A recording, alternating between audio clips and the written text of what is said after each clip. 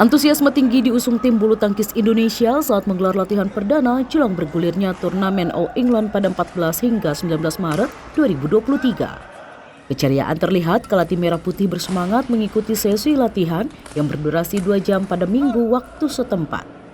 Berlatih di 4 lapangan practice hall Utilita Arena Birmingham, 1 jam pertama diisi tim tunggal putra dan ganda putra.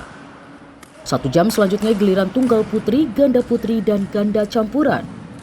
Menurut pemilik ranking 2 dunia Jonathan Christie, latihan perdana ini difokuskan untuk mengembalikan fisik dan feeling pukulan, sekaligus untuk dapat beradaptasi dengan cuaca dingin yang mencapai 12 hingga turun ke 7 derajat Celcius.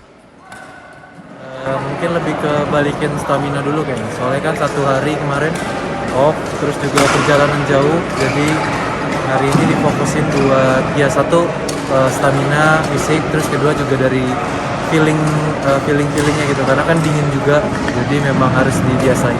Ya hasil kita serahin semua sama yang di atas, tapi secara pribadi sih pengen ngelakuin yang terbaik, pengen berbuat yang semaksimal mungkin lah, karena kan juga cuma 1 pertandingan di Eropa kali ini. Indonesia telah bersiap untuk turun di turnamen berlabel BWF Super 1000 ini yang memperebutkan total hadiah $1.250.000 Amerika Serikat.